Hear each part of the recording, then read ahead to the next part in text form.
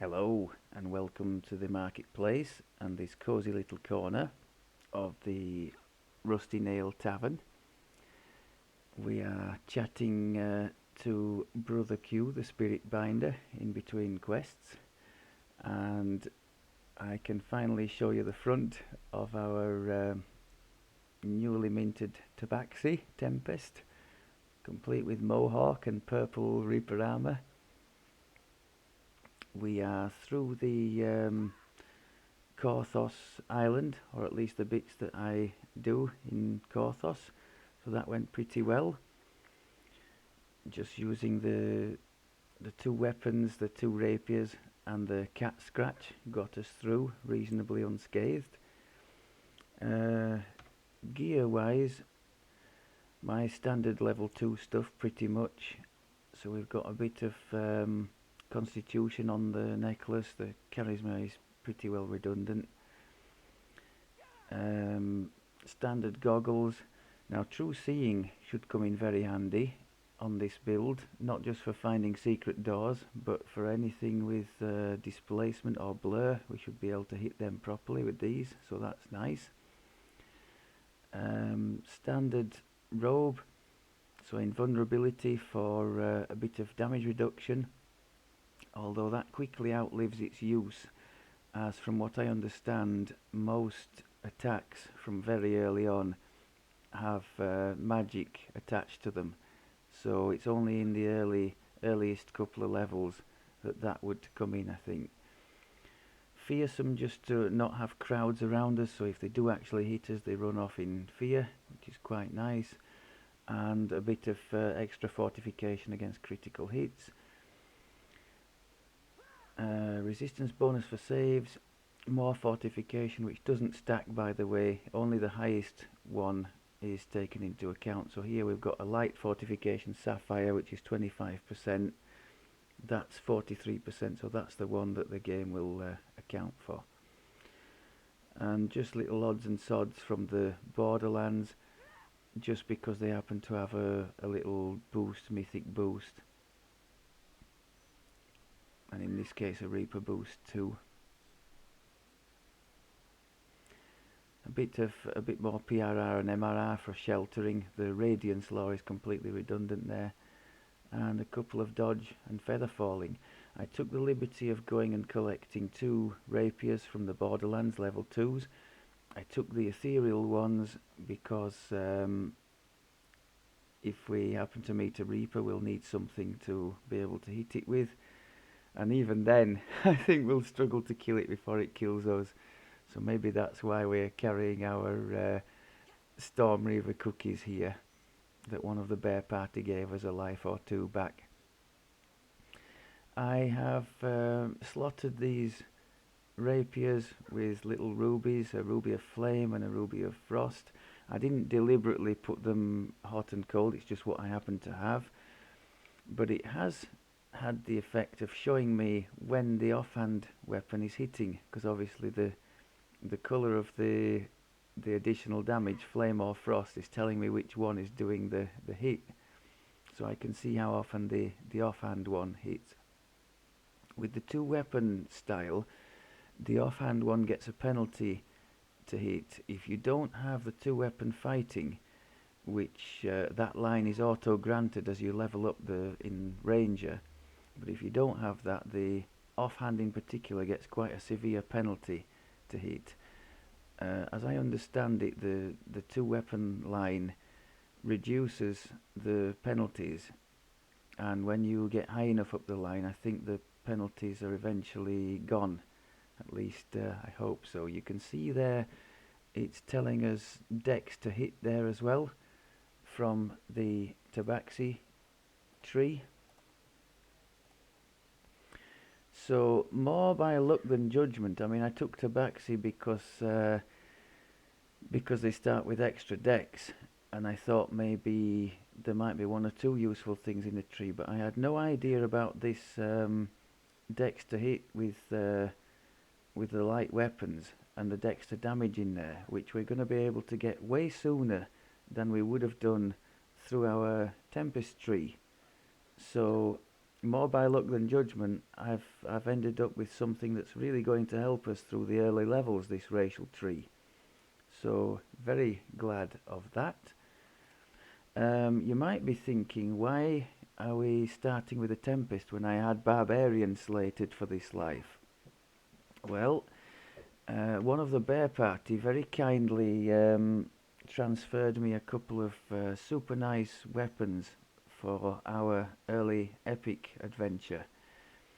So given that that's the case and we wanted to take advantage of those and test them out, I thought, well, also the bear herself has been doing a first life Tempest Ranger, so that was the other compelling reason to go with this over Barbarian, just to try to see if I could pick up any tips either from yourselves or from my own journey through that I could pass on, and to see how the class the class played in general. So that's the reason for the change, not because I didn't particularly fancy Barbarian. I didn't show you the skills last time. Now, we had enough skill points to suggest that we could have quite easily done the trappy side of it with the Dark Hunter. Plenty of skill points I had to allocate, so I've just put them in concentration in case we don't take Quicken for our heals. Diplo, just because I had some left over. Heal, Search, Spot, UMD, pretty standard stuff. Some Balance. So we definitely could have gone, open locks, disable device that we had. We had a Dark Hunter build. The biggest reason I didn't do the Dark Hunter is this is not going to stay at the cap. And as a Dark Hunter, I think the earliest we could have had evasion would have been from the Shadow Dancer tree at level 26, I think, epic. So towards the back end of the life, whereas this way we're going to get it from 9. So that's quite a big deal on a build that's just going to the cap and TRing, not staying there. So I think that was the biggest reason I didn't go with the trappy side of things. Gear wise, I've shown you what there is to show, which is not a great deal, although these rapiers I think will help us some. I think that's pretty much it for the waffle for this one. So as mentioned in the previous one, I am going up the tabaxi tree to try and get that dexter damage with the rapiers as soon as possible. I think at level 3 I do actually have a keen rapier that I picked up from somewhere, so that could stand us in good stead. Keen, if you didn't know, doubles the critical range of the weapon. So here we have 18 to 20 critical roll. Well, that would become a 15 to 20 on a keen rapier, so that's quite a big deal, especially at this low level to have. So looking forward to that. And in the meantime, let's see if we can get out there and not fail too badly. The Korthos quests, as you know, are on Elite, so this will be our first one on Reaper. Now it's quite a tall order because we have no crowd control whatsoever. If a Reaper does pop up, we're going to get absolutely hammered. I have no haste boost or anything to go quicker. The only thing I have are these cookies left over that I will try and lean on because they are high level spells. That Thunder Snow in particular really ought to be one-shotting a Reaper at this level. So I think that's going to be my go-to if one does happen to pop up. I have a Muckbane for any ooze that may pop up. I would have liked to dual wield Muckbanes, but I could only find one in my gear, so I'll have to make do. Clickable boots for speed from the Borderlands. Potion of heroism, potion of jump, clickable belt of shield, and I think we're ready to go. I do have my hood of unrest there. Oh, there is an ooze straight away, okay. Not good times.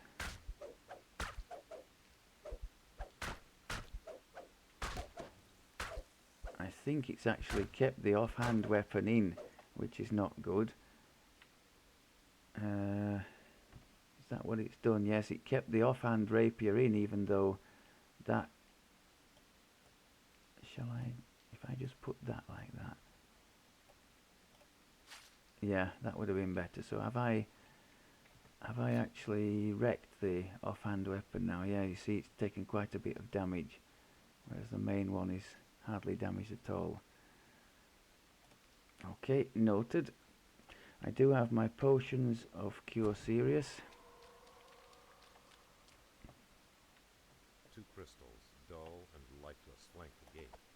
There must be a mechanism to activate them within the tunnels. Now slow and steady here. Slow and steady. We do have our cat scratch for AoE.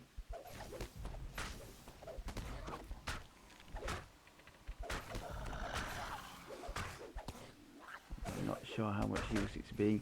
The fear is doing quite well because it's keeping the opponents around us to perhaps to a manageable level. But you can see we're taking a pummeling here already. And we're probably going to die if we don't do something cheaty here. So that's what I'm going to do.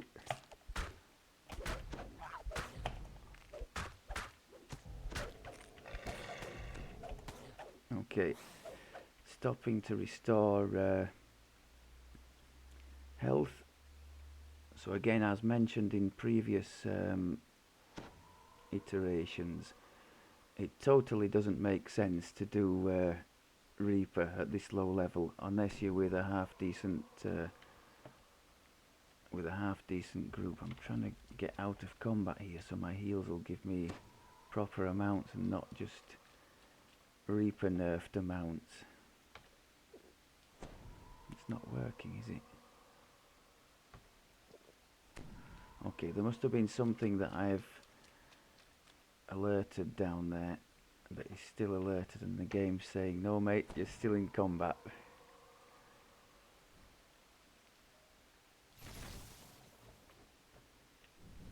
So yeah, for the non-recorded ones I will totally be doing Elite and not Reaper. I just want to have something suitably interesting to share with you.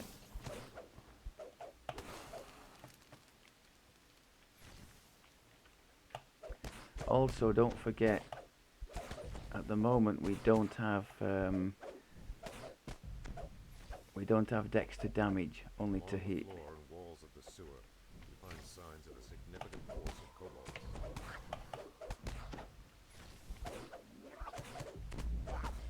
Oof, took a big crit there. Did you hear that boom?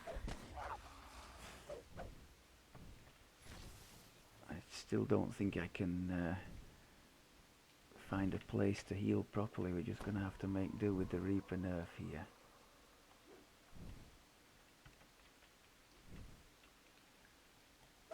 Can you all just come in an orderly line, kind of one at a time?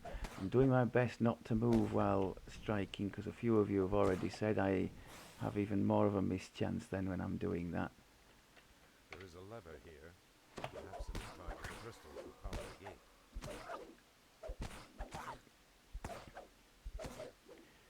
So it will be quite a big deal, the dex to damage. If you look, our strength is only a +1 modifier, the dex is a +7. So hopefully that will make quite a significant difference. Now you'll notice here against the undead we get the yellow numbers. Oh, in fact that's lamentable, isn't it? My word. So if not for the imbues, we'd be doing absolutely nothing here. That's horrendous. Outside of crits, that's even worse than I was thinking it would be. So that's the undead damage reduction against the piercing damage we're doing. We have the same against skeletons. That is absolutely horrific.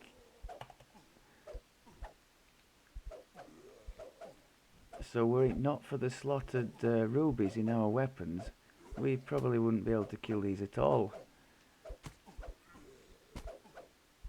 There was a definite case for saying cheat with the cookies against those. Now if I just wait a second or two, can I have a proper heal? Still no. Okay. So now we're going to pull the lever and a boss and some other things are going to pop up, I think. Yeah. Can I maybe... Yeah, that equalises the playing field a little bit.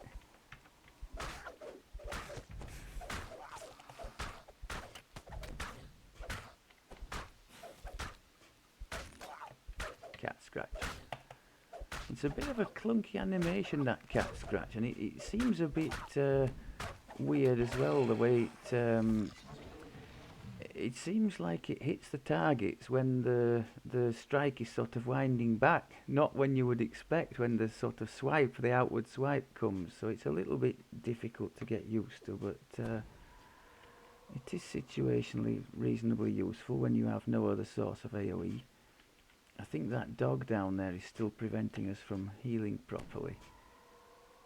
So we're just going to have to suck it up and take the Reaper nerf. I think we've run out of our little short-term buffs.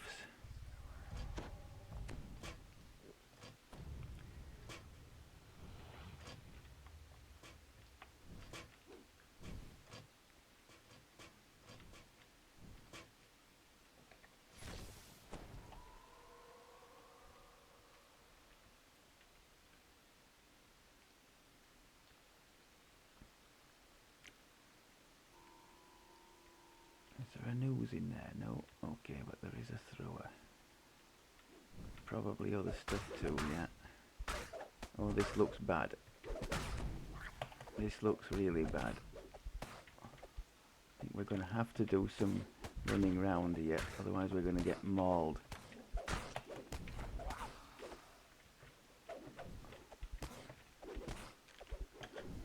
If I'd had a blade barrier from the cookies, I would have used that. I'm sort of kiting round and then throwing the cat scratch in. Oof! Look at that for a beating. I'll try and get some heals in while I am running. We're slowly managing to thin the field, aren't we?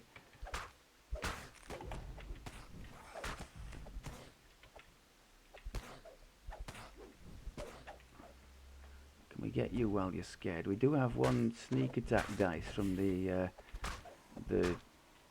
cat to the backseat tree, but against anything, but maybe when they're feared we can have a sneak attack on them, I don't know.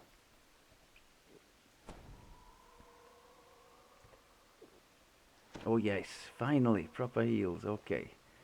If you didn't know, on Reaper mode, when you're classed as being out of combat by the game, which I think just means no enemies in the near vicinity, you can have proper heals as opposed to the nerfed heals which you get in combat. It used to be permanently nerfed in Reaper mode, which was just purgatory if you were going in on your own.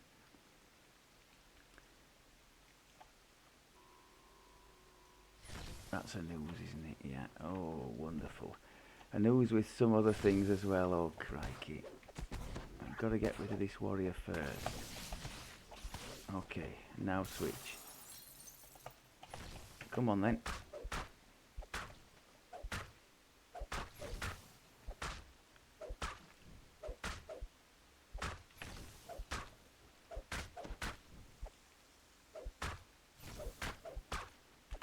At least we're managing to damage the beggar.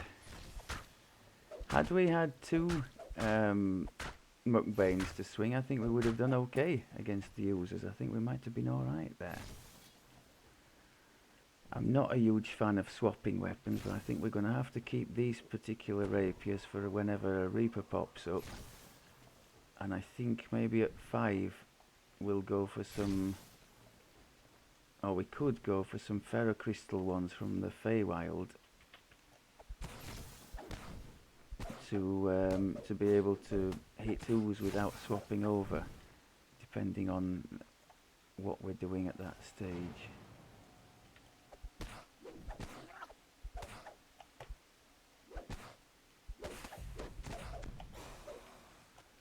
Do we get sneak attackage on him for him being frightened? I don't think we do. We got a random trigger there from Colours of the Queen. So even though it's maybe more of a castery thing to have that one, it's still helping us.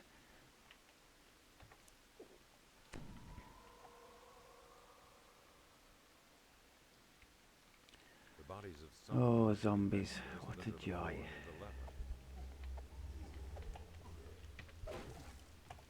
Even the cat scratch does nothing to them. Oh, wow. That was another random trigger from Colours of the Queen, and very timely. Happy days. Could have been there for hours. There is a I'll lever take here. that. Perhaps it is tied to the crystals that power the gate. Okay, another shaman. Let's see if we can... no, wrong key. Oh, terrible, terrible. I triggered the cookie on the... Oh! Did we kill him? I guess we must have done. I was just about to say I triggered the cookie on the shaman, so it was on cooldown when the Reaper came along and I couldn't one-shot delete him, but I guess I was looking down to see when these were coming off cooldown, so I wasn't looking at the target. I guess we must have maybe crit him and killed him. I'll have to watch the replay. I'm more than happy not to die there. Now if we get rid of you, can we have some proper heals? I think it's a good trade-off for that.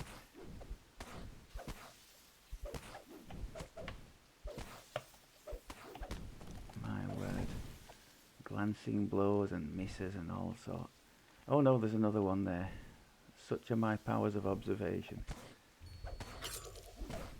Right, now surely, proper heals now. Come on, game.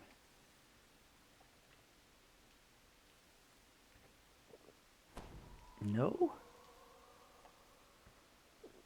Oh, that's just downright stingy. I can't see anything else in the vicinity. I don't understand why it's not giving us a fair heal there.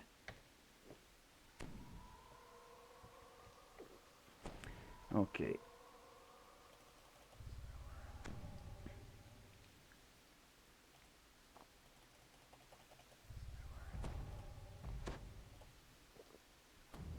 We're going to need the jump here for going over these electric things. I think if we land in one of those, it might be game over. Although you can time it so that they're off when you run through anyway, I think. Yeah.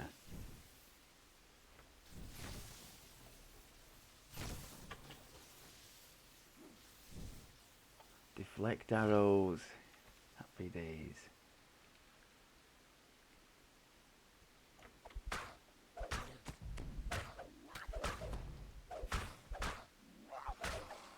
Finally something we're reasonably competent against, 1v1.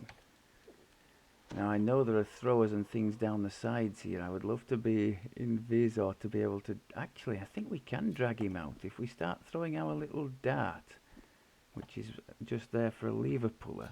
He'll come to us. I'll use the Hood of Unrest and see if we can chip him down.